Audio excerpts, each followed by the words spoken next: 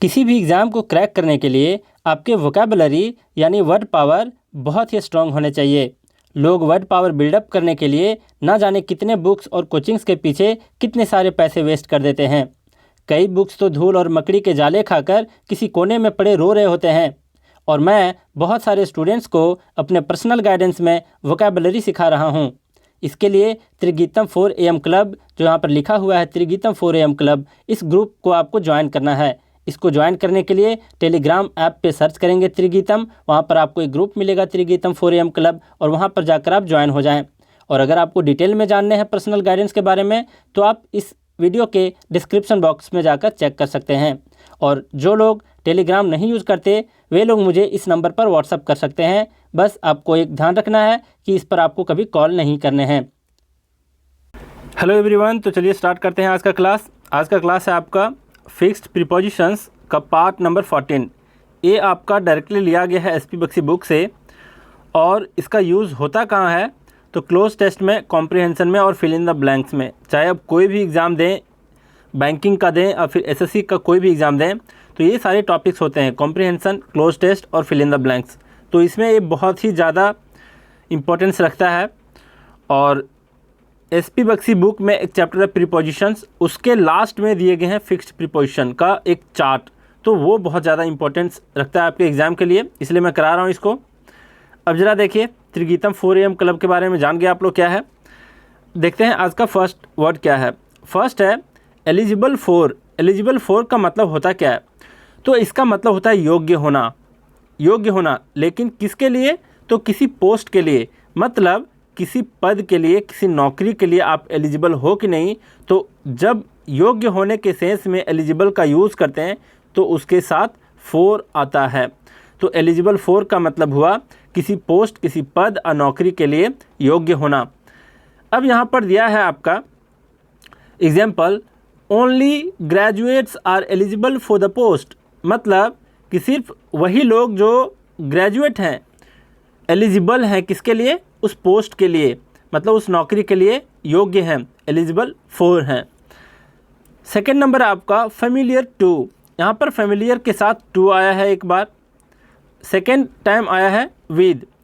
तो क्या फ़र्क है ये देखेंगे। फेमिलियर के साथ अगर टू आया तो इसका मतलब होता है टू नो, मतलब जानना, किसी व्यक्ति को जानना और फिर चिर परिचित होना, पहचानना, उस सेंस में यूज होता है फेमिलियर के साथ टू। लेकिन अगर फेमिलियर के साथ विद आ गया तो इसका मतलब होता है नॉलेज होना, मतलब जानकारी होना, ज्ञान होना, किसी चीज़ का नॉलेज होना कहलाता है फेमिलियर विद। तो यही फ़र्क है टू एंड विद में। अब जरा देखिए एग्जाम्पल में आप समझ पाएंगे बढ़िया से। सेकेंड एग्जाम्पल आपका, हर face is quite familiar to everyone. मतलब उसका चेहरा बहुत ही ज़्यादा लोगों में चिर परिचित है, क्वाइट फेमिलियर है, फेमिलियर टू है। मतलब बहुत ही अधिक कोई फेमस पर्सनालिटी होते हैं तो वो क्या होते हैं, बहुत ही लोगों के बीच फेमस होते हैं और चिर परिचित होते हैं, उसके चेहरे को लोग जानते हैं, पहचानते हैं। तो उस जानने और पहचानने के सेंस में फेमिलियर के साथ टू आता है।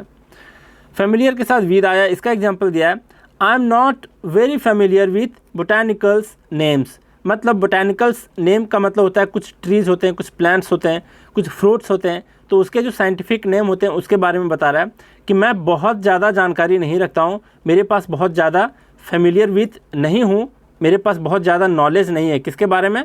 बोटानिकल नेम्स के बारे में बहुत ज़्यादा जानकारी नहीं है, नॉलेज नहीं है। तो फेमिलियर विद का मतलब हुआ जानकारी होना, ज्ञान होना, नॉलेज होना। जैसे बोटानिकल नेम्स में क्या क्या आते हैं ज़रा बताना आप। जैसे मैं एक बता देता हूँ, मैंगो के लिए आता है जो साइंटिफिक नेम होता है, बोटानिकल नेम होता है, ये क्या होता है?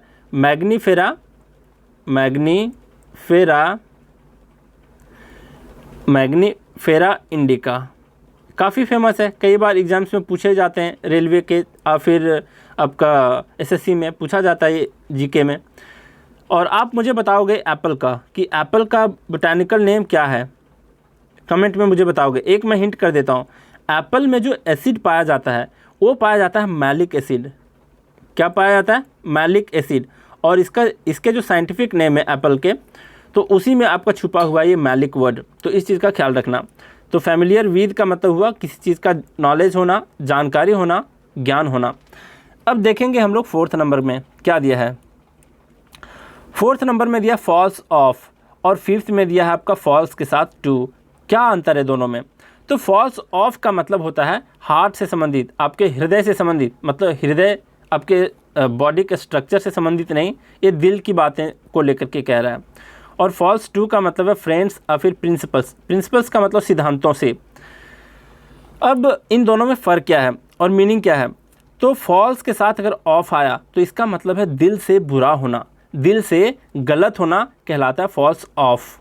और फॉल्स के साथ अगर टू आया तो इसका मतलब है दोस्तों के प्रति बुरा होना, दोस्तों के प्रति गलत होना, कोई सिद्धांतों से गलत होना। जैसे कम्युनिस्ट पार्टी है आपका ये चाइना का, उसका एक सिद्धांत ही अलग है, उसका नीति ही है क्या? विस्तारवादी, एक्सपेंशन करने का। तो उस तरीके का जो सिद्धांत से बुरे होते हैं उसको बोलते हैं फॉल्स टू। तो उस केस में हम लोग फॉल्स के साथ टू यूज़ करेंगे। अब जरा देखते हैं इसका एग्जाम्पल क्या दिया है। इसका एग्जाम्पल है he is not false of heart, मतलब वह बंदा दिल से बुरा नहीं है। तो फॉल्स ऑफ का मतलब हुआ दिल से बुरा होना। यहाँ पर दिया है नेक्स्ट में we should not be false to our friends, मतलब हम लोगों को अपने दोस्तों के प्रति फॉल्स टू नहीं होना चाहिए, बुरा नहीं होना चाहिए। तो दोनों में फ़र्क आप समझ गए। पहला का मतलब था ऑफ के वाला मीनिंग के साथ दिल से बुरा होना, और फॉल्स के साथ अगर टू आया तो इसका मतलब है दोस्तों के प्रति बुरा होना, उसके प्रति कुछ गलत सोचना। नेक्स्ट आपका 6th number fascinated by. Fascinated के साथ बाय आया है एक बार, और नेक्स्ट में फैसिनेटेड के साथ विद आया है। क्या फ़र्क है इन दोनों में? फ़र्क क्या है? तो मैं हमेशा बताया हूँ कि थिंक की बातें जहाँ करें तो थिंक का मतलब होता है क्या? वस्तु होता है, या फिर किसी का एक्शन होता है, बिहेवियर होता है, किसी का चरित्र होता है, कैरेक्टर होता है। तो ये सारी चीज़ें आती हैं थिंक के अंदर। और पर्सन मतलब पर्सन, किसी व्यक्ति की बातें ये कर रहा है। तो देखेंगे इसका क्या मीनिंग होता है। फैसिनेटेड बाय का मतलब हुआ कि आकर्षित होना, मंत्रमुग्ध होना, लेकिन किससे? किसी थिंग से, मतलब वस्तुओं से, किसी एक्शन से, किसी के बिहेवियर से, किसी के कैरेक्टर से मंत्रमुग्ध होना फैसिनेटेड बाय कहलाता है। और अगर फैसिनेटेड के साथ विद आया तो इसका मतलब है कि आकर्षित होना और मंत्रमुग्ध होना दोनों का मतलब है।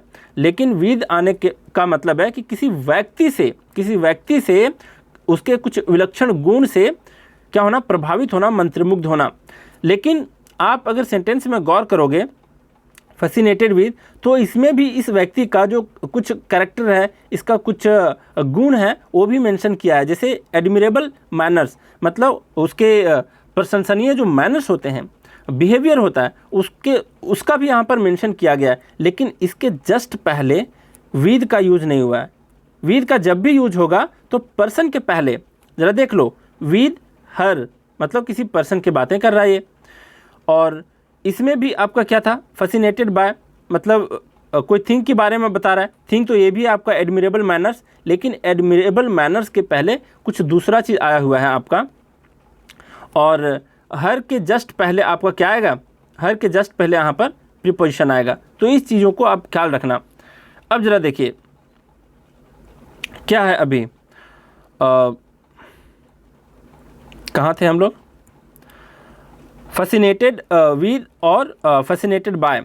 अब इसका देखेंगे हम लोग, क्या एग्जाम्पल देखेंगे। यहाँ पर है the children were fascinated by all the toys in the shop Windows, मतलब जब चिल्ड्रन जाते हैं शॉप विंडोज़ पे तो वो बहुत ही ज़्यादा मंत्रमुग्ध होते हैं, आकर्षित होते हैं। किससे? टॉयज़ से। तो फैसिनेटेड के साथ यहाँ पर बाय आया है, और यहाँ पर वस्तु के सेंस में था, टॉयज़ के सेंस में था, थिंग के सेंस में था। अब फैसिनेटेड विद है, मतलब किसी पर्सन की बातें कर रहा है। तो यहाँ पर दिया है I was fascinated with her because of her admirable manners, मतलब मैं उसके एडमिरेबल मैनर्स, मतलब प्रशंसनीय जो व्यवहार है, उससे मैं क्या हुआ? काफ़ी मंत्रमुग्ध हुआ, आकर्षित हुआ। तो फैसिनेटेड विद का मतलब क्या है? आकर्षित होना, लेकिन किसी व्यक्ति से, ना कि किसी थिंग से। तो ये दोनों में फ़र्क देखा आपने। अब चलते हैं 8 नंबर। ये क्या है? Fly into. देखिए फ्लाई इनटू जब भी दिया रहे ना तो इसके बाद एक वर्ड आता है आपका, हमेशा रेज आएगा और फिर एंगर आएगा, इस तरीके का वर्ड आएगा। मतलब एंगर का जो भी सिनोनिम होता है वो वर्ड आपको फ्लाई इनटू के बाद देखने को मिलेगा। इसका मतलब होता क्या है? फ्लाई इनटू का क्या मतलब होता है? इसका मतलब होता है गुस्सा होना। जैसे बोलते हैं ना आग बबूला होना, तो आग बबूला होना का मतलब है, ये भी एक तरह का मुहावरा है हिंदी का, इसका मतलब होता है अचानक गुस्सा होना। तो अचानक गुस्सा होना इसका मीनिंग है। अब देखते हैं इसका sentence. On hearing my remarks मतलब जैसे ही मेरी टिप्पणी को सुना, इसका ये मतलब है कि मेरे टिप्पणी को सुनने के बाद, मेरे टिप्पणी को सुनने पर she flew into a rage मतलब वो अचानक आग बबूला हो गई, मतलब गुस्सा करने लग गई। तो फ्लीव है आपका पास्ट पार्टिसिपल, फ्लाई का पास्ट पार्टिसिपल है ये। तो फ्लाई इनटू का मतलब हुआ आग बबूला होना, अचानक गुस्सा होना। और रिमार्क्स का मतलब टिप्पणी होता है, किसी के ऊपर कोई टीका टिप्पणी करते हैं, कोई जोक या फिर कोई उसके बारे में हम लोग कुछ बताते हैं, उसको बोला जाता है टिप्पणी। अब 9th नंबर देखते हैं क्या है। 9th नंबर है फीड ऑन। फीड के बाद आपका ऑन आया है, इसका मतलब होता है लीव ऑन। ज़रा देखो, फीड के बाद भी ऑन आया है और लीव के बाद भी आपका यहाँ ऑन आया है, तो इसका मतलब है क्या? तो फीड ऑन का मतलब होता है भोजन के लिए निर्भर रहना, किसी चीज़ किसी वस्तु के ऊपर भोजन के लिए निर्भर होना कहलाता है फीड ऑन। अब इसका दिया है example, carnivorous animals feed on flesh मतलब जो भी मांसाहारी एनिमल्स होते हैं वो भोजन के लिए किस पर निर्भर होते हैं, किस पर फीड ऑन होते हैं? तो फ्लेश के ऊपर, मांस के ऊपर। तो फीड ऑन का मतलब हुआ भोजन के लिए निर्भर होना। अब ज़रा देखते हैं 10th नंबर और 11th दोनों साथ में देखेंगे। फॉन्डनेस के बाद यहाँ पर फोर है, फॉन्ड के बाद यहाँ पर ऑफ है, और दोनों का मतलब होता है लाइकिंग फॉर, लाइकिंग ऑफ। मतलब ये फॉन्ड के साथ ऑफ था तो इस लाइकिंग के बाद भी ऑफ है। यहाँ पर फॉन्डनेस के साथ फोर है तो इसके इस साथ जो लाइकिंग है यहाँ भी फोर है। मतलब क्या इसका मीनिंग क्या हुआ? तो दोनों का मतलब सेम होता है, इन दोनों का मतलब सेम ही होता है। और वो क्या होता है कि शौक होना, किसी चीज़ से लगाव होना, किसी चीज़ का शौक होना। बस फ़र्क ये है हिंदी में मीनिंग का फ़र्क है, बाकी आप एक दूसरे के प्रति अदल बदल करके आप लिख सकते हैं। फॉन्डनेस फोर के बदले फॉन्डनेस ऑफ भी लिख सकते हैं, फॉन्ड ऑफ के बदले फॉन्डनेस फोर भी लिख सकते हैं। कोई गलती यहाँ पर नहीं है, चाहे कोई भी चीज़ हो, कोई भी सेंटेंस हो। तो इसका मतलब होता क्या है? तो फॉन्डनेस फोर का मतलब है के लिए शौक है, के लिए शौक है। शौक मतलब इंग्लिश वाला शौक नहीं, ये शौकीन वाला शौक, हिंदी वाला। और फॉन्ड ऑफ का भी मतलब होता है का शौक है।